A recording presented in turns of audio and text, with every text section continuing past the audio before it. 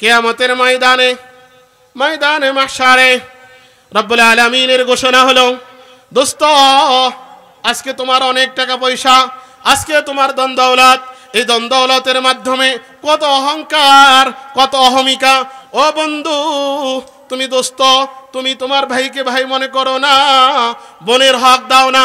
দোস্ত আজকে টাকা পয়সার গরমে তোমার কাছে মানুষ মানুষ মনে হয় না।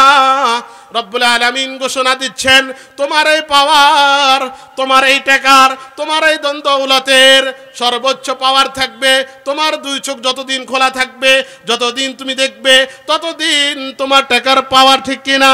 ও দোস্ত, তোমার এই টাকার পাওয়ার রব্বে কায়নাতের ঘোষণা হলো, ইয়াউমা লা ইয়ানফাউ মাল, কিয়ামতের ময়দানে না না, তোমার এই মাল তোমার সামান্য থেকে সামান্য কোনো কাজে আসবে না, ঠিক না? পৃথিবীতে কোনো মানুষ পাবেন না যে মানুষ সফলতা চায় না। শুধুমাত্র আমাদের দেশে যাকে আমরা পাগল বলি, তার কোনো সফলতা নাই, তার কোনো লক্ষ্য নাই, তার কোনো টার্গেট নেই, তার কোনো উদ্দেশ্য নেই। আল্লাহ যাদেরকে দিমাগ দিয়েছেন, আকল দান করেছেন, প্রত্যেকটা সেক্টরের মানুষ সফলতা চায়। কি দোস্ত, সফলতা চাই তো আমরা। কেউ দুনিয়ার সফলতা চায়, কেউ আখিরাতের সফলতা চায়, ঠিক কিনা? দুনিয়ার সফলতাও চায়, আখিরাতের সফলতা চায়, এমনও মানুষ আছে না নাই? কোনো মানুষ পাবেন না সফলতা চায় না, তার কোনো একটা লক্ষ্য নাই, তার কোনো একটা উদ্দেশ্য নাই। আপনি যদি রিক্সা চালকের দিকে লক্ষ্য করেন, আপনি দেখতে পাবেন রিক্সা চালক সকাল থেকে সন্ধ্যা, সন্ধ্যা থেকে সকাল পর্যন্ত 24টি ঘন্টা তার একটা লক্ষ্য উদ্দেশ্য নিয়ে রিক্সা চালায়। কি বলেন, ঠিক কিনা? এভাবে প্রত্যেকটা সেক্টরের মানুষের দিকে তাকান, বাজারের ব্যবসায়ীর দিকে তাকান, দেখতে পাবেন বাজারের ব্যবসায়ীরও একটা লক্ষ্য উদ্দেশ্য আছে, আছে না নাই? কৃষকের দিকে তাকান, কোন কোন শীতের মধ্যে সে কৃষি কাজ করছে, তার একটা লক্ষ্য উদ্দেশ্য আছে না নাই? আর ওই লক্ষ্য উদ্দেশ্য সফল হওয়ার নামে সফলতা। কোনো মানুষ পাবেন না যে তার লক্ষ্য নাই, তার উদ্দেশ্য নাই। প্রত্যেকটা মানুষ সফলতার পিছনে দৌড়াচ্ছে।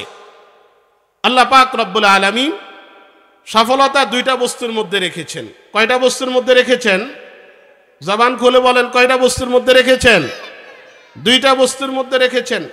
এক নম্বর সফলতা ধন দৌলত সম্পদের মধ্যে। এক নম্বর সফলতা কিসের মধ্যে? একটু বলেন দোস্ত। ধন দৌলত সম্পদের মধ্যে। দুই নম্বর সফলতা রেখেছেন জ্ঞানের মধ্যে। কিসের মধ্যে? জ্ঞানের মধ্যে। এক নম্বর সফলতা যেটা ধন সম্পদের মাধ্যমে আসে, আল্লাহ পাক রব্বুল আলামিন ধন দৌলতের মাধ্যমে সফলতা দান করেন, তবে এই সফলতা চিরস্থায়ী নয়, বরং ক্ষণস্থায়ী, অস্থায়ী, ঠিক কিনা? দুনিয়াতে যত মানুষ দেখবেন ধন দৌলতের মাধ্যমে, টাকা পয়সার মাধ্যমে সফল হয়েছে, তার সফলতা চূড়ান্ত পর্যায়ের মৃত্যু পর্যন্ত। মৃত্যুর পরে তার সম্পদ তার কোনো কাজে আসে? একটু জবান খুলে বলেন, কাজে আসে? কাজে আসে না। ধন সম্পদের সফলতা মৃত্যু পর্যন্ত, এরপরে ধন সম্পদ কোনো কাজে আসে না। বোঝা গেল ধন সম্পদের মাধ্যমে যে সফলতা আসে, সেই সফলতাও আমার মৃত্যু পর্যন্ত। কেন? যে বস্তুর মাধ্যমে আমি সফলতা অর্জন করছি, যে ধন দৌলতের মাধ্যমে, যে সম্পদের মাধ্যমে আমি সফলতা অর্জন করছি, সেটা নিজেও ক্ষণস্থায়ী, তার মাধ্যমে যে সফলতা আসবে সেটাও ক্ষণস্থায়ী, ঠিক কিনা? দুই নম্বর সফলতা ইলমের মাধ্যমে, জ্ঞানের মাধ্যমে সফলতা আসে। এই জ্ঞান আবার দুই প্রকার। এক প্রকারের জ্ঞান হচ্ছে দুনিয়াবী শিক্ষা, জাগতিক শিক্ষা। এই শিক্ষার মাধ্যমে সফলতা অর্জন করে। সফলতার জন্য ছোট থেকে শুরু করে একটা বয়স পর্যন্ত পড়ালেখা করে চূড়ান্ত পর্যায়ের একটা সফলতা পেতে চাই, ঠিক কিনা? পিছনে যারা বসে আছেন আপনারা কি রাগ করছেন আমার সাথে বন্ধু? রাগ করছেন কেউ? রাগ করেন নাই তো? নাই? মাশাআল্লাহ। তাহলে কথা বলা যাবে তো দোস্ত? মাশাআল্লাহ, একটু কথা বললেন। আপনারা যদি আমার সাথে কথা বলেন তো আমি মনে করব আমার আওয়াজটা যথাযথভাবে দিচ্ছি আমি। ঠিক আছে তো ইনশাআল্লাহ? দোস্ত একটু কথা বলবেন আমার সাথে। একটা জ্ঞান হচ্ছে জাগতিক জ্ঞান। ওই জ্ঞানের মাধ্যমে যে সফলতা আসে সে সফলতাও ক্ষণস্থায়ী, সেটাও অস্থায়ী, এটাও চিরস্থায়ী নয়। কেন? দুনিয়ার শিক্ষা, জাগতিক শিক্ষা, সেটা মানুষের বানানো। মানুষের বানানো জিনিস কখনো চিরস্থায়ী হতে পারে না। আর যে বস্তু নিজের চিরস্থায়ী নয় তার মাধ্যমে যে সফলতা আসবে সেটাও চিরস্থায়ী নয়। ঠিক কিনা? যেমন বন্ধু ধরেন আপনার ডাক্তারি, এটা পড়ালেখা করে একটা স্টেপে যাওয়ার পরে আপনি ডাক্তার হয়েছেন, কি বলেন ঠিক না? ডাক্তার হওয়ার পরে আপনার এই ডাক্তারি মৃত্যুর পরে কি চলবে? এই পিছনের বাইরে মৃত্যুর পরে ডাক্তারি চলে? আপনার ইঞ্জিনিয়ারি চলবে? আপনার প্রফেসরগিরি চলবে? আপনার দুনিয়ার যত সফলতা দুনিয়ার জ্ঞানের মাধ্যমে অর্জন করেছেন এটার সীমানা কেবলমাত্র মৃত্যু পর্যন্ত। ঠিক কিনা? আর একটা জ্ঞান আছে যে জ্ঞানের সফলতা দুনিয়াতেও চলে, যে সফলতা কিয়ামতের ময়দানে মাহশারে কঠিন পরিস্থিতির মধ্যে রব্বে কায়নাত তাকে চূড়ান্ত পর্যায়ের সফলতার সার্টিফিকেট দিয়ে দিবেন। সেই বস্তু হলো ইলমে ওহী, ইলমে দ্বীন। বলেন না সুবহানাল্লাহ? আর একটু জবান খুলে বলেন সুবহানাল্লাহ।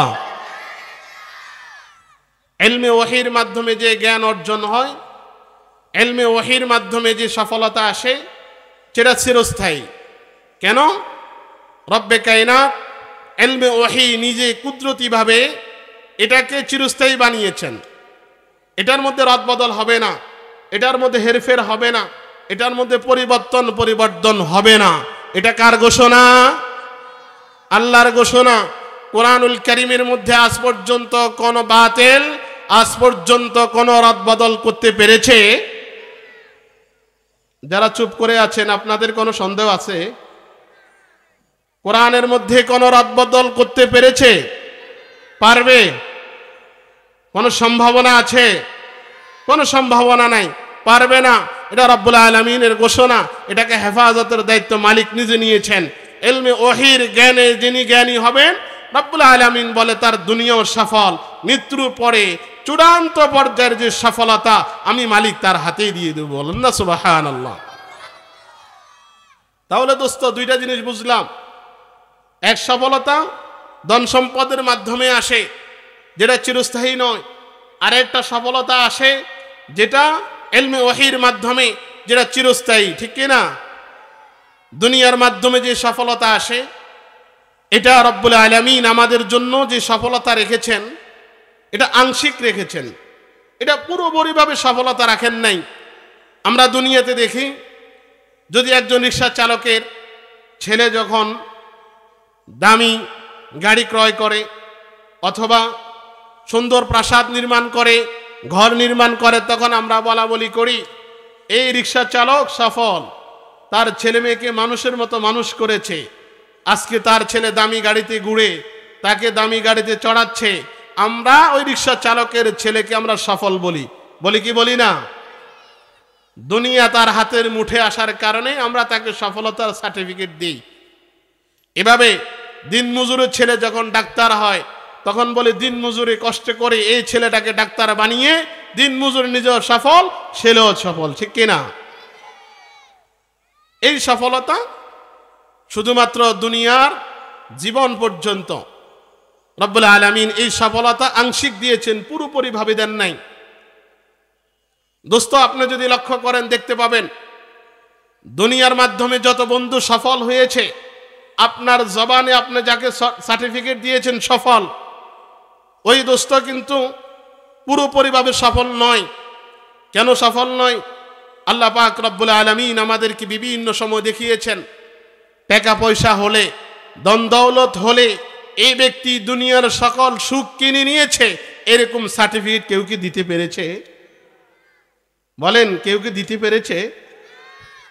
আজ পর্যন্ত পারে নাই, সামনেও দিতে পারবে, ঠিক না? দুনিয়ার মাধ্যমে টাকা পয়সা অনেক কিছু আছে, কিন্তু এই ব্যক্তি তার দামি খাট আছে, দামি বিছানা আছে, তার রুমটা এসিতে ভর্তি, শীতাতপ নিয়ন্ত্রিত কক্ষ। আমি আপনাকে বন্ধু বলি, এই দোস্ত দামি বিছানা ক্রয় করতে পেরেছে, এই দোস্ত পুরা রুমটাকে শীতাতপ নিয়ন্ত্রিত সে তার রুমকে সাজিয়েছে। এই বন্ধু কি টাকার মাধ্যমে কি ঘুম কিনতে পারবে?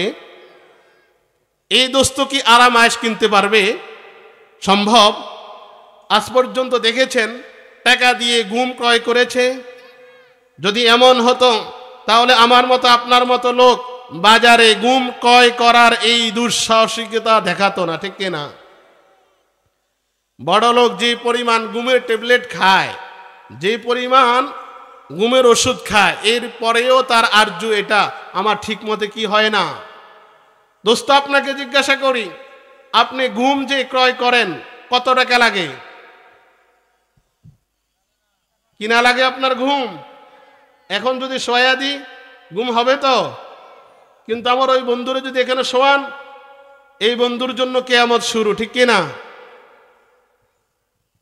তাহলে আপনি দামি বিছানা খরিদ করতে পারবেন, দামি বিছানা কিনতে পারবেন, কিন্তু ঘুম কিনা সম্ভব? তাহলে বোঝা গেল দুনিয়ার মাধ্যমে পুরোপুরিভাবে সফল হওয়া যায়। আমার কথা কি আপনারা বুঝেন দোস্ত? দুনিয়ার মাধ্যমে যে সফলতা আসে সেটা কি না, পুরোপুরিভাবে না, এটা আংশিক। টাকা পয়সা আছে, ধন দৌলত আছে, সব আছে, এই দোস্ত তার অনেক চাকর আছে, অনেক কর্মচারী আছে, কিন্তু এই দোস্ত একজন সুসন্তান কি কিনতে পারবে? নেক সন্তান কিনতে পারবে? কোনোভাবে সম্ভব? তার তো হাজারো কর্মী আছে। আমরা দেখি যারা বড় লোক, অনেক টাকা পয়সার মালিক, তাদের ছেলেফেলেগুলো পিতামাতার অবাধ্য সন্তান, ঠিক কিনা? আর একজন রিক্সা চালকের সন্তান, পিতার কথা উঠে পিতার কথা বসে, ঠিক কিনা? কেন দোস্ত? বোঝা গেল টাকা পয়সা থাকলেই চাকর রাখতে পারবেন, কিন্তু সুসন্তান কিনতে পারবেন? দোস্ত টাকা পয়সা আছে, সব আছে, টাকা পয়সার মাধ্যমে আপনি ওষুধ কিনতে পারেন, কিন্তু সুস্থতা কিনা সম্ভব? আপনি ওয়ার্ল্ডের বিশ্বের সবচেয়ে বড় হসপিটালে ভর্তি হতে পারেন, সবচেয়ে বড় ডাক্তার দেখাতে পারেন, আপনি ওষুধ কিনতে পারেন, কিন্তু সুস্থতা কিনা সম্ভব? যদি এমন হতো দোস্ত, বাজারের সব ওষুধ ওদের জন্য, আমাদের জন্য ওষুধ থাকতো না। দুনিয়ার মাধ্যমে যে সফলতা আসে সেটা ক্ষণস্থায়ী, এবং এটা পুরোপুরিভাবে না, বরং আংশিক। রব্বে কায়নাত যাদেরকে ধন দৌলত দিয়েছেন তাদেরকে পুরোপুরিভাবে সফল করেন নাই। তুমি দুনিয়ার পিছনে দৌড়াচ্ছ দোস্ত, মনে করছ যে মনে হয় উনি সফল। দুনিয়ার মাধ্যমে যে সফলতা অর্জন করছি আমরা, এটা আংশিক। দোস্ত আপনাকে জিজ্ঞাসা করি, যিনি বড় লোক, যিনার টাকা পয়সার অভাব নাই, উনি যদি সারা দেশের সকল বই খরিদ করে, লাইব্রেরি খরিদ করে, উনি কি জ্ঞান কিনতে পারবেন? কি কিনতে পারবেন? বই কিনতে পারবেন, জ্ঞান কিনা সম্ভব?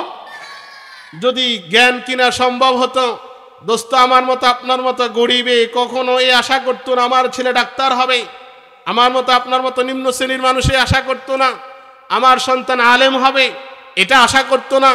টাকা বুকিং করে, জ্ঞান খরিদ করে তার ছেলেকে আলেম বানিয়ে দিত, ঠিক কিনা?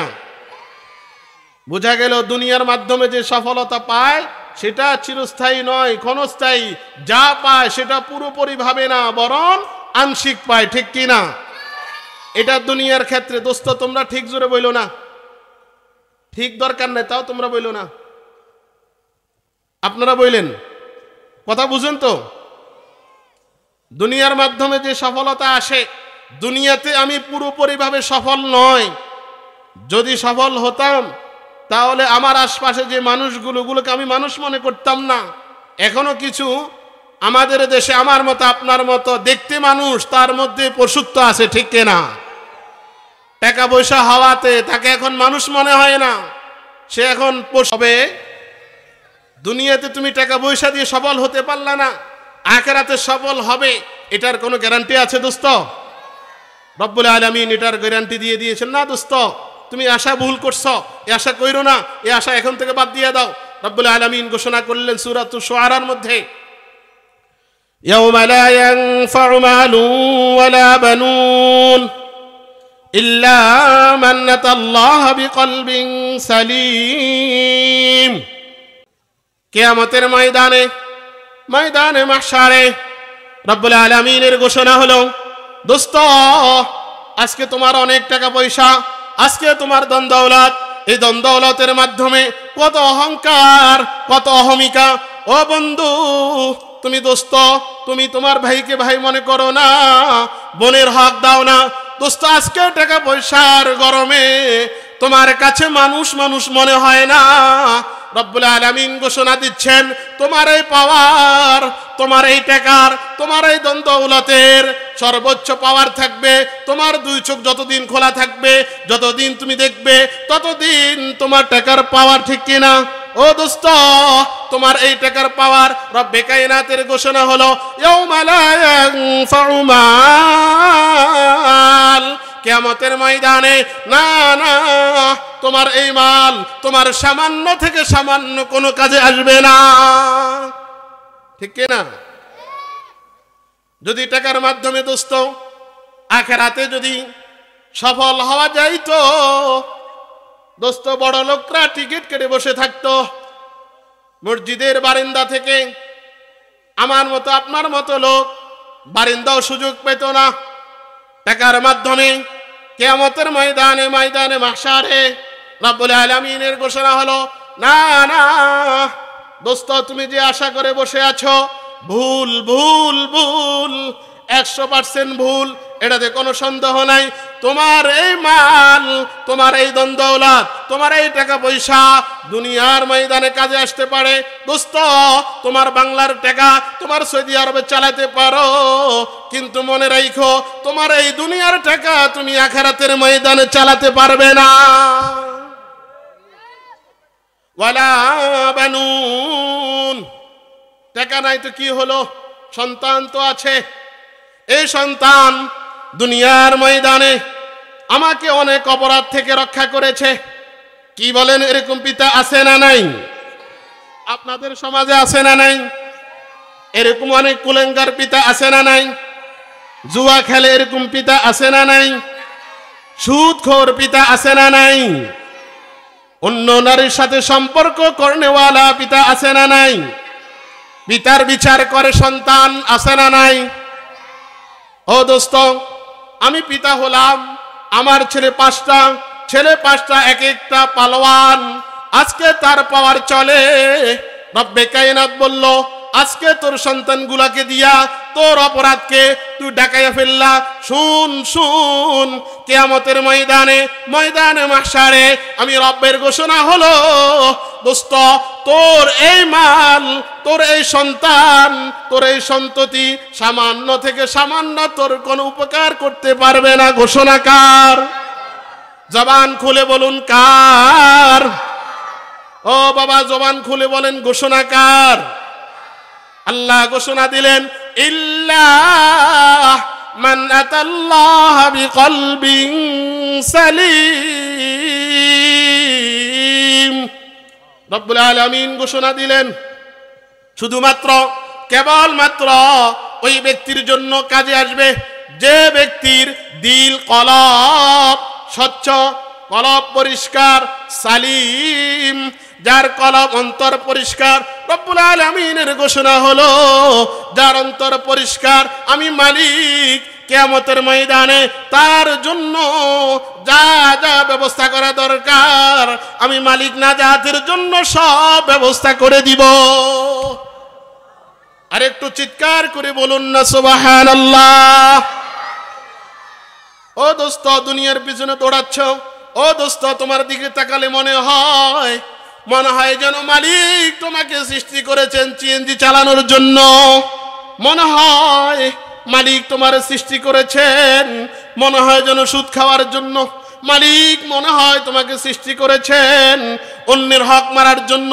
মালিক মনে হয় তোমাকে সৃষ্টি করেছেন কিভাবে আরেকজনের জমিন নিজের নামে করে নেওয়ার জন্য। কি বলেন, আপনাদের এলাকায় আছে না নাই? আছে তো দোস্ত? মনে হয় না তুমি মরবা? মরবেন তো? মরবে না? মজবুত। আল্লাহ বুঝার তৌফিক দান করেন। দোস্ত, দুনিয়ার মাধ্যমে যে সফলতা হয় সেটা মূল সফলতা নয়। আবার যে সফলতা আসে সেটা পুরোপুরি ভাবে আসে না। আবার যেটা সেটা আংশিক আসে, যে আংশিক দিয়ে আপনার কাজ হয় না। বিছানা খরিদ করলেন, দামি বিছানায় শুইলেন, ঘুম আসে না, তাহলে এই টাকা পয়সা দিয়ে কি হবে বলেন দোস্ত? বই কিনলেন, খরিদ করলেন, সব করলেন, কিন্তু পড়তে পারেন না, তো এই বড় লোকের দাম কি দোস্ত? অনেক বড় লোক আছে সিগনেচারটা সুন্দর করে দিতে পারে না, আছে না নাই? আল্লাহ আমাদেরকে বুঝার তৌফিক দান করেন। এই বিষয়ের উপর আলোকপাত করতে গেলে অনেক আলোচনা, দোস্ত দিকে যাব না। আমি যে বিষয়ে আলোচনা নিয়েছি ইলমে ওহী, ইলমে দ্বীন। ইলমে দ্বীন কি পরিপূর্ণ ভাবে আল্লাহ সফলতা দান করবেন এটা এরপরে আসছি। এর আগে একটু মুযাকারা করে নি। রব্বুল আলামিন যারা আলেম, যারা কোরআনের জ্ঞানী, যাদেরকে আল্লাহ পাক ইলমে ওহী দান করেছেন, এদেরকে আল্লাহ কি সম্মান দিয়েছেন, কি মর্যাদা দিয়েছেন, আল্লাহ এদের কথা কি বলেছেন শুনে দরকার আছে না নাই? রাগ করছেন বন্ধু? এলোমেলো বসছেন দোস্ত, এটা অসুন্দর। যাদের খালি জায়গাগুলো আছে খালি জায়গাগুলো পূরণ করুন দোস্ত। একটু কষ্ট দিব বাবা, একটু সামনে আসেন, একটু সামনে আসেন, খালি জায়গা পুরা করেন দোস্ত। এটা মজমার আদব না দোস্ত, একটু সামনে আসেন, কষ্ট দিব বাবা, আপনারা মুরব্বী, একটু সামনে আসেন। ও দোস্ত, আল্লাহ পাক আলেমদেরকে কি শান দিয়েছেন। রব্বুল আলামিন কোরআনুল কারীমে 7টা আয়াতের মধ্যে উলামায়ে কেরামের আলেমদের শান উল্লেখ করেছেন।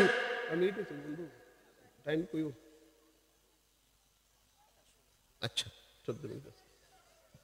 রব্বুল আলামিন ঘোষণা করলেন, আলেমদের সম্মান উল্লেখ করলেন।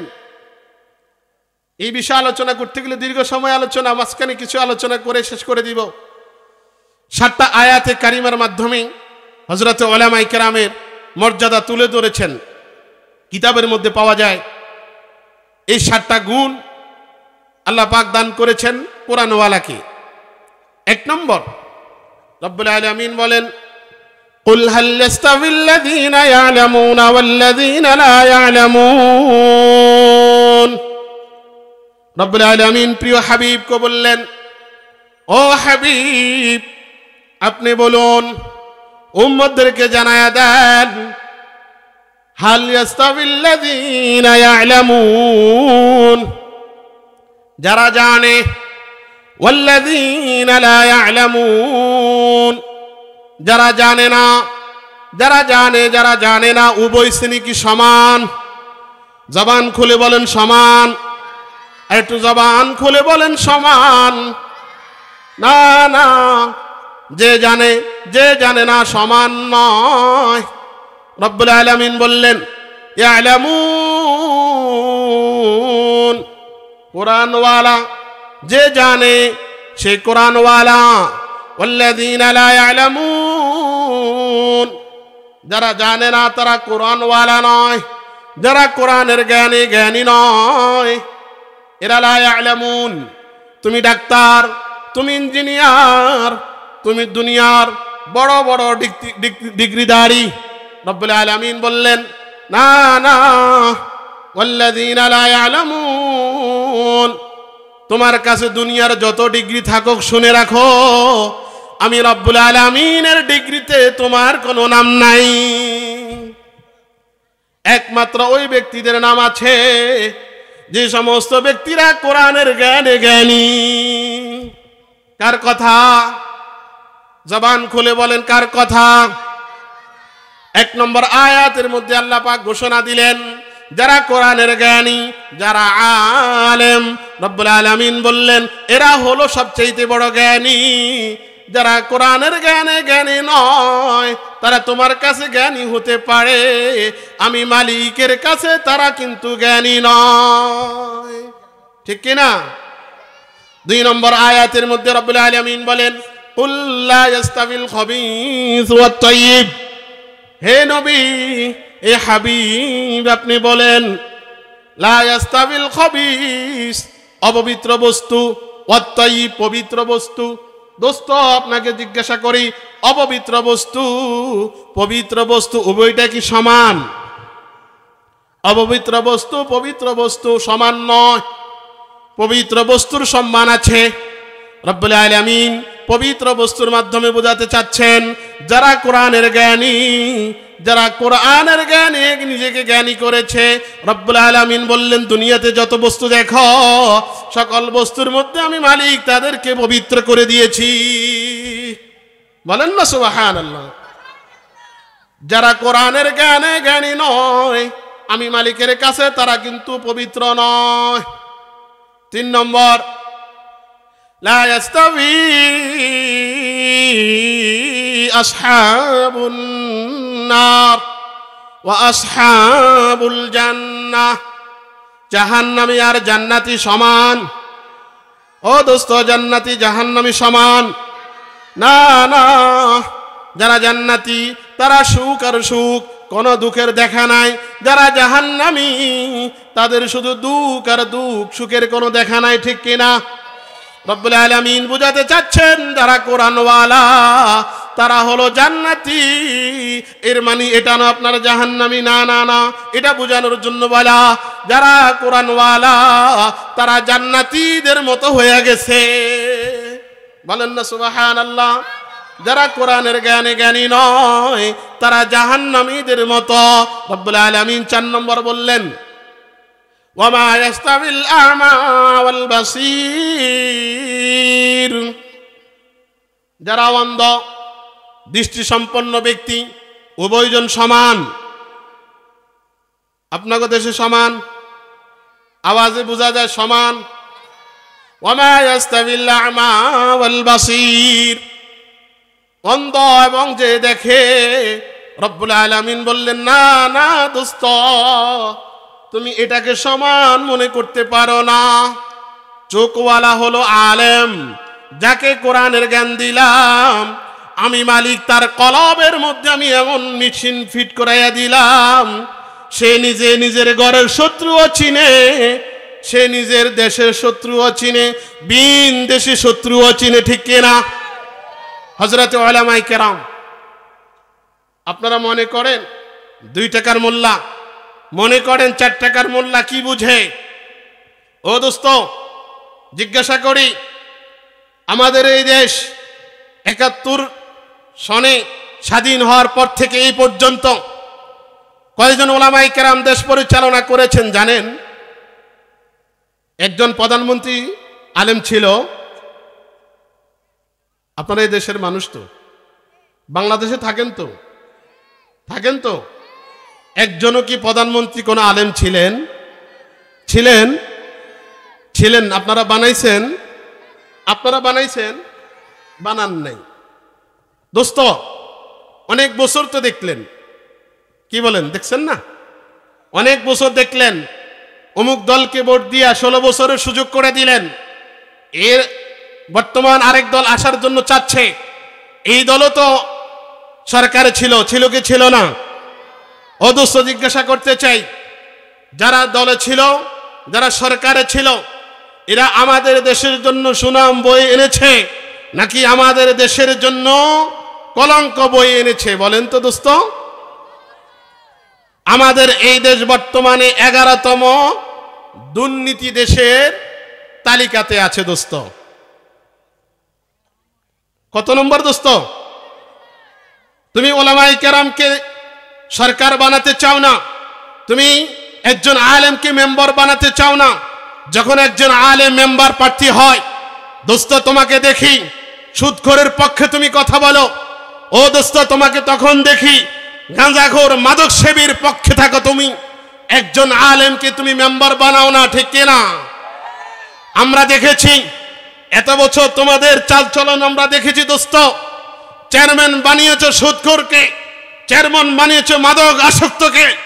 সে তোমার দেশের জন্য, তোমার জন্য কিছুই তো করেনি, বরং সে দিন দিন কলা গাছ বলে তাল গাছ হয়েছে, ঠিক কিনা? ও দোস্ত, এখনো সুযোগ আছে। আল্লাহ এখন সুযোগ করে দিয়েছেন। 24-এর স্বাধীনতার পরে ওলামায়ে কেরামের জোয়ার এসেছে। ওলামায়ে কেরাম দেশকে, জাতিকে দুনিয়ার জীবনে হেফাজত করতে চান। ওলামায়ে কেরাম দেশকে, জাতিকে আখিরাতের জন্য তৈরি করে জান্নাতে পৌঁছাতে চান, ঠিক কিনা? ও দোস্ত, যারা চুপ করে আছেন তারা ওলামা বিরোধী নাকি? ওলামা বিরোধী আছেন কেউ এখানে? ও দোস্ত, ওলামায়ে কেরামের পাওয়ার তো এই জায়গাতে। ওলামায়ে কেরামকে আল্লাহ পাক শান দিয়েছেন, ওলামায়ে কেরামকে আল্লাহ মান দিয়েছেন, ওলামায়ে কেরামকে আল্লাহ দৃষ্টিশক্তি দান করেছেন। আল্লাহ ওলামায়ে কেরামের কলবের মধ্যে এমন মেশিন ফিট করেছেন। ওলামায়ে কেরাম বারবার আপনাদেরকে, ওলামায়ে কেরাম বিভিন্ন সময় আপনাদেরকে ইসকন সম্পর্কে অবগত করেছিল। আপনারা আমাদের কথাকে বৃদ্ধাঙ্গুল দেখিয়েছিলেন।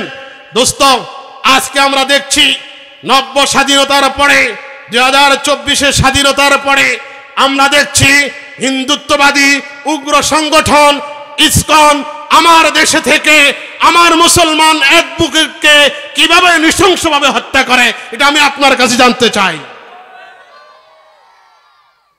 ও দোস্ত, আলেমকে তুমি নেতা মানতে চাও না, যাদেরকে তুমি নেতা মানো এরা সবগুলো বেনদেশি, সবগুলো এক এক রাষ্ট্রের তাবেদার, ঠিক কিনা? প্রত্যেকটা দলে এক একটা দেশের সাথে লিয়াজমেন্টিং করে ক্ষমতায় আসতে চায়। একটা দল পাবেন না, যে দল দেশের জন্য, যে দল আমার জন্য, যে দল আপনার জন্য কাজ করবে, একটা দল পাবেন না। প্রত্যেকটা দল করবেন 5 বছর শেষে প্রত্যেকের নামে থাকবে লুটকারী, ঠিক কিনা? আমি স্পষ্ট ভাষায় বলতে চাই, এখনো সময় আছে। ও মুসলমান, এখনো সময় আছে। ওলামায়ে কেরামের ছায়াতলে আসেন, ওলামায়ে কেরামকে নেতা হিসাবে মেনে নেন। আপনার দুনিয়া সফল হবে, আপনার আখিরাতে সফল হবে, ঠিক কিনা? ও দোস্ত, আপনার মুখে ঠিক আসুক না আসুক, এটাই বাস্তবতা। আপনি তো আমের বাড়া এই সাইড ওই সাইড উভয় দিক সেটা দেখলেন, কোনো ফায়দা দেখলেন না। দোস্ত, একবার ওলামায়ে কেরামকে একবার নেতা বানান, দেখবেন ইনশাআল্লাহ 16 বছর আপনার উপরে জুলুম নির্যাতন এসেছে, আপনাকে ঘরে থাকতে দেয় নাই, আপনাকে আপনার দেশে রিফিউজির মতো থাকতে হয়েছে। ওলামায়ে কেরামকে একবার নেতা হিসেবে, ওলামায়ে কেরামকে দেশের জন্য একবার আপনি গঠন করেন, ইনশাআল্লাহ আমরা এতটুকু বলতে পারি, এই দেশ ইনশাআল্লাহ ইসলামী শরিয়া আইন যদি হয়, এই দেশ জান্নাতে পরিণত হয়ে যাবে, ঠিক কিনা? ও দোস্ত, বর্তমানে এই দেশকে স্থিতিশীল করার জন্য এক শ্রেণীর হেলমেট বাহিনী, দুর্নীতি বাহিনী, যারা আমাদেরকে 16টি বছর আমাদের জবানের তালা মেরে দিয়েছিল, তারা এখনো আমাদের দেশে ঘাপটি মেরে বসে আছে, ঠিক কিনা?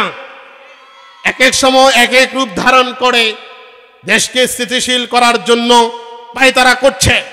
বর্তমানে উগ্রবাদী ভারতীয় দালাল চক্র ইসকনকে দিয়ে আমার দেশকে স্থিতিশীল করার এক পায়তারা চলছে, ঠিক কিনা? আজ পুরা বাংলাদেশের সকল মুসলমান এক হয়েছে। আল্লামা মামুনুল হক দামাত বারকাতুহুল আলিয়া এক বক্তব্যের মধ্যে বলেছেন, আমরা বহুত আগ থেকে এই জাতিকে ইসকন সম্পর্কে অবগত করছি, এই জাতি আমাদের কথা শুনছে না। আজ আমরা আপনাদেরকে দীপ্ত কণ্ঠে বলতে হয়, স্পষ্ট ভাষায় বলতে হয়, মামুনুল হক সাহেব দামাত বারকাতুহুল আলিয়ার জবানে সুর মিলিয়ে এই কথা বলতে হয়, বাংলাদেশে ইসকন নামীয় কোন উগ্র সংগঠন থাকতে পারে না, ঠিক কিনা? এই সংগঠনকে অনতিবিলম্বে নিষিদ্ধ ঘোষণা করতে হবে। জবান খুলে বলেন ঠিক কিনা? এই সংগঠন বাংলাদেশে চলতে দেওয়া যায় না। এই সংগঠন বাংলাদেশে থেকে যাদের মন্দির আমার মুসলিম যুবক ভাইয়েরা পাহারা দিয়েছিল, ওই উগ্র সংগঠনের কর্মীরা চট্টগ্রাম আদালত প্রাঙ্গণে যে মসজিদ আছে সেটা ভাঙচুর করে তারা দেখিয়েছে, তোমরা আমাদের মন্দির পাহারা দিবে, আমরা এই মন্দিরের ভিতরে থেকে তোমাদের মসজিদ ভাঙ্গার পায়তারা করছি, ঠিক কিনা? তারা আমাদেরকে এই কথা জানান দিচ্ছে। তোমাদের দেশে আদালতের উপর আক্রমণ করে তোমাদেরকে এই কথা জানান দিচ্ছি, আমাদের উপরে আর কেউ নাই, আমাদেরকে তোমরা রুখতে পারবে না। আল্লামা মামুনুল হক দামাত বারকাতুল আলিয়া বলেছেন, এই ইসকন সংগঠনকে যদি অনতিবিলম্বে নিষিদ্ধ ঘোষণা না করা হয়, আমরা আগামীতে তাদেরকে অবাঞ্ছিত, তাদেরকে এই দেশ থেকে উৎখাত করার জন্য যা করার দরকার মুসলমানদেরকে সাথে নিয়ে আমরা করব, ঠিক কিনা? তৈরি আছেন তো ইনশাআল্লাহ? প্রয়োজনে বিনদেশী শত্রুর মোকাবেলা করব। এই বিনদেশী শত্রু কখনো আওয়ামী লীগের রূপ ধারণ করে আসে, কখনো আমার যে দোস্তরা এখন দেশ চালানোর পায়তারা করছে সেই দোস্তদের উপরে সওয়ার করে আসবে। ওই ভারতীয় দালালরা আমাদের ইমানি পরীক্ষা নিতে চায়। আমাদের ইতিহাস তাদের জানা নাই। আমরা তো 313 জন বদরি কাফেলার সংখ্যা, ঠিক কিনা? আমরা তো সেই শহীদি কাফেলার সৈন্য। আমরা বুলেট বোমা ভয় করি না। আমরা তো নিজের ইমানকে শাহাদাতের অমিত পানির আমরা প্রাণ করার জন্য ইমান আনয়ন করেছি। আমরা চাই যদি আবার এই দেশে কোনো বিনদেশী শকুনের নজর পড়ে, খোদার কসম 71 সালে যেরকম পাক হানাদার বাহিনীর বিরুদ্ধে আমার দেশের আমার বাপ দাদারা যেরকম ইতিহাস রচনা করেছে, 16 বছর যারা ওলামায়ে কেরামের উপরে জেল জুলুম নির্যাতন ফাঁসির কাস্টে ঝুলিয়ে যে ইতিহাস রচনা করেছে, পুনরায় যদি আবার কোনো বিনদেশী কোন শকুন আবার নজর দেয়, টেকনাফ থেকে তেতুলিয়া, পাথরিয়া থেকে রূপসা থেকে পাথরিয়া 56,000 বর্গ মাইলের মধ্যে একজন প্রতিবন্ধী থেকে শুরু করে সুস্থ মস্তিষ্কের প্রত্যেকটা মানুষকে নিয়ে বিনদেশী শক্তির বিরুদ্ধে আবার যুদ্ধ করব, আবার যুদ্ধ করব, ঠিক কিনা? ও দোস্ত, এটা আমাদেরকে বলতে হবে। স্পষ্ট ভাষায় কিছু কথা না বললে আমাদের দোস্তদের ঘুম ভাঙে না। স্পষ্ট ভাষায় শক্ত ভাষায় কিছু কথা বলতে হয়। দোস্ত, নামাজের ওয়াজ করলাম, রোজার ওয়াজ করলাম, হজের ওয়াজ করলাম, কিচ্ছা কাহিনী বলে চলে গেলাম। দোস্ত, আপনিও খুশি, আমিও খুশি। দোস্ত, আমার দেশকে ভাগ বাটোয়ারার জন্য এক শ্রেণীর লোক বসে আছে, আছে না নাই? দোস্ত, আপনি সরকারে আসবেন, কোনো অসুবিধা নাই। তবে দোস্ত, যে দুশ্মন আপনার সামনে অপেক্ষমান আছে, ওই দুশ্মনের মোকাবেলা করার জন্য প্রস্তুতি নেন, প্রস্তুতি নেন। এত সহজে দেশ চালানো সম্ভব না। তোমার দেশে আদালত প্রাঙ্গণে একজন অ্যাডভোকেটকে নৃশংসভাবে কুপিয়ে তার গর্দান উপরে চুলি চাড়িয়ে তাকে হত্যা করা হয়েছে। দোস্ত, তুমি মনে করছো এটা এমনিতে হয়ে গেছে? দোস্ত, এটার পিছনে পরাশক্তি আছে না নাই? জবান খুলে বলেন, আছে না নাই?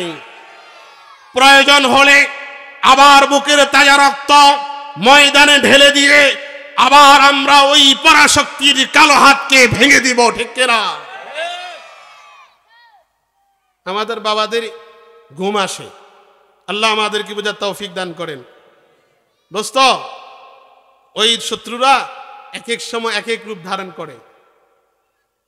এই যে খাদিজাতুল কুবরা রাদিয়াল্লাহু তাআলা আনহা মহিলা মাদ্রাসা, এটা একটা মহিলা মাদ্রাসা, কি বলেন ভাই? এই দোস্ত, আমার ওয়াজ শেষ, আমার ওয়াজ এত সুন্দর না, এরপরে যারা আসবেন ওনারা করবেন। দোস্ত, আমার একটু মন খুশি করে দিন, আমি নেমে যাব। কথা বলা যাবে তো দোস্ত? এই দোস্ত, তোরা কথা কইছিস, কতক্ষণ হলে চুপ থাকতে পারবা? চুপ থাকো। এই বাবার, আপনারা একটা কথা বলবেন। খাদিজাতুল কুবরা রাদিয়াল্লাহু তাআলা আনহা এটা মহিলা মাদ্রাসা কিনা? পিছনে বাইরা বলেন, মহিলা মাদ্রাসা কিনা? আমাদের দেশে পুরুষ মাদ্রাসা আছে কিনা? পুরুষ মাদ্রাসার সংখ্যা বেশি না কম? একটু আওয়াজ দিয়ে বলেন, বেশি না কম? এর মানে কি? পুরুষের জ্ঞান শিখতে হবে, নারীর জ্ঞান শিখতে হবে না? ও দোস্ত বলেন না একটু। আপনার মেয়ের কোরআন শিখতে হবে না? আপনার মেয়ের মাসালা শিখতে হবে না? আপনার মেয়ের সংসার কিভাবে চালাবে শিখতে হবে না? স্বামীর হক সম্পর্কে শিখতে হবে না? সন্তানের হক শিখতে হবে না? আমার দোস্তরা কথা কয় না, বেজার। ও দোস্ত বেজার, বেজার হইয়েন না দোস্ত, বলতে হয়। আমি আপনাকে প্রশ্ন করি দোস্ত, আল্লাহ পাক রব্বুল আলামিন বলেছেন ইয়া আইয়ুহান নাস, হে মানুষ। এখানে পুরুষ আছে? বলেন না, পুরুষ আছে? হে মানুষ, পুরুষ আছে? মহিলা নাই? মহিলা নাই? সবাইরে বলছে মাশাআল্লাহ, বুঝছে তাইলে? ও মাশাআল্লাহ, বহু বচন। ইয়া আইয়ুহান নাস, হে মানুষ সকল। এই হে মানুষ, হে মানুষ সকল, উবুদু, কি করো? ইবাদত করো। দোস্ত বলেন না, একটু বলেন না, কি করো? একটু বলেন, কি করো? কার? রব্বাকুম। কার? জবান খুলে বলেন, কার? আল্লাহ বললে অসুবিধা আছে? আপনার অসুবিধা আছে? আপনার যদি আল্লাহ বললে গুনাহ হয় বইলেন না, আল্লাহ বললে যদি সওয়াব হয় একটু বলেন। ইবাদত করবো তো কার? করবো তো কার? জবান খুলে বলেন, কার? আর একটু জবান খুলে বলেন, কার? কোন আল্লাহর? আল্লাযী খলাকাকুম, যিনি তোমারে কি করছেন? ওই বেড়ে চুপ হয়ে গেছে, মনে হয় ওনাদেরকে অন্য কেউ করছে। করছে কে বন্ধু? আল্লাহ করছে তো। এই দোস্ত কথাটা বুঝো। আল্লাহ বললেন হে মানুষ, ইবাদত করো তোমার প্রভুর, যিনি তোমারে সৃষ্টি করছেন। এখন শুধুমাত্র পুরুষের জন্য এই কথা বলছেন না সবাইরে বলছেন? সবাইরে। ইবাদত করার জন্য একটা শর্ত হলো ইলম লাগবে। কি লাগবে দোস্ত? নামাজ পড়তে গেলে আপনাকে নামাজের রুকুন সম্পর্কে জানা লাগবে না দোস্ত? এই দোস্ত লাগবে না? এটা কি হওয়ার পরে শিখা হয় না প্রতিষ্ঠানে গিয়ে শিখতে হয়? জবান খুলে বলেন দোস্ত, কোথায় শিখতে হয়? আচ্ছা, যদি আপনার মেয়ে অসুস্থ হয়, মাসে একবার অসুস্থ হয় না? আমার পরিবার অসুস্থ হয় না? এই মাসালা কি তৃতীয় জমাতে শিখায় দোস্ত? 3 জমাত পড়ানোর পরে আর আমি পড়াই না মাদ্রাসায়।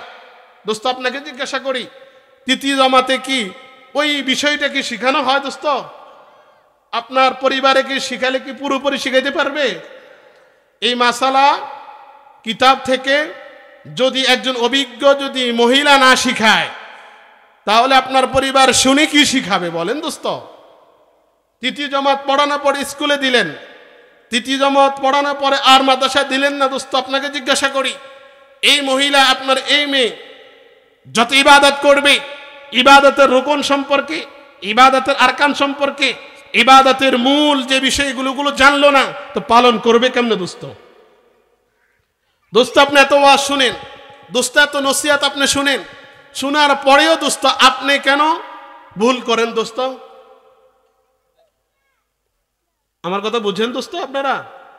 আপনি এত শিখার পরে, এত শোনার পরে, দাওয়াত ও তাবলীগের মেহনত করার পরে, আমাদের বিশ্বব হুজুরের সাথে সম্পর্ক রাখার ফলেও এরপরে আপনার দোস্ত এত ভুল হয় কেন?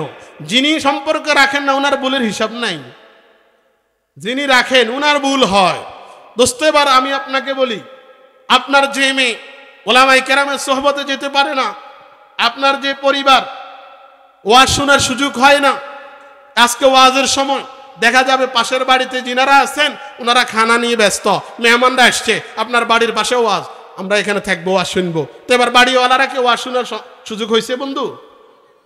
তাহলে আমাদের মা বোনরা ওয়াজ শোনারও সুযোগ নেই। দোস্ত জিজ্ঞাসা করি, যদি আমার মা বোনরা কোরআন না শিখে, আমার মা বোনরা যদি মাসালা না শিখে, আল্লাহ কি তারে জিজ্ঞাসা করবে না? একটু বলেন না দোস্ত, আল্লাহ জিজ্ঞাসা করবে না? দোস্ত তুমি সমান অধিকার চাও, নারী পুরুষের সমান অধিকার চাও, চায় তো? এখন এক শ্রেণীর মানুষ আছে নারী পুরুষের কি চায়? সমান অধিকার চায়। দোস্ত, এটা ভিন্ন প্রসঙ্গ, এটা নিয়ে আলোচনা করব না। এটা বলতে যাচ্ছি রব্বুল আলামিন যদিও উভয় শ্রেণীকে বললেন ইবাদত করো তোমার মালিকের,